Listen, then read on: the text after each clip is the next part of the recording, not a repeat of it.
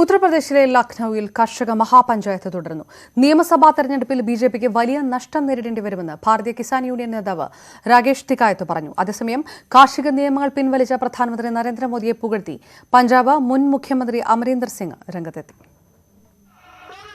കാർഷിക നിയമങ്ങൾ പിൻവലിക്കണമെന്ന പ്രധാനമന്ത്രിയുടെ പ്രഖ്യാപനത്തിന് ശേഷമുള്ള ആദ്യ സമരമാണ് ലക്നൌവിലെ കർഷക മഹാപഞ്ചായത്ത്. നൂറുകണക്കിന് കർഷകരാണ് പ്രതിഷേധത്തിൽ പങ്കെടുക്കുന്നത്. സംയുക്ത കിസാൻ മോർച്ചയുടെ നേതൃത്വത്തിലാണ് സമരം. കർഷകർ മുന്നോട്ട് വെച്ച 6 ആവശ്യങ്ങളിൽ കേന്ദ്ര സർക്കാർ അനുകൂല നിലപാട് സ്വീകരിച്ചില്ലെങ്കിൽ സമരം ശക്തമായി തുടരുമെന്ന മുന്നറിയിപ്പ് കൂടിയാണ് മഹാപഞ്ചായത്തിലൂടെ കർഷകർ നൽകുന്നത്.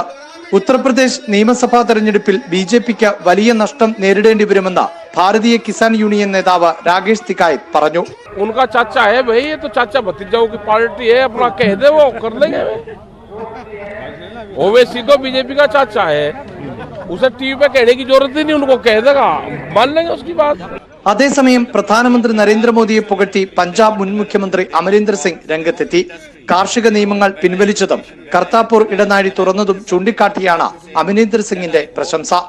പ്രധാനമന്ത്രി പൊതുജനാഭിപ്രായം ശ്രദ്ധിക്കുന്നുണ്ടെന്ന് ഒരിക്കൽ കൂടി തെളിയിക്കുന്നതാണ് തീരുമാനമെന്നും കർഷകർ സമരം അവസാനിപ്പിക്കുമെന്ന് പ്രതീക്ഷിക്കുന്നതായും അമരീന്ദർ വ്യക്തമാക്കി. KP Abhilash, News 18, Delhi.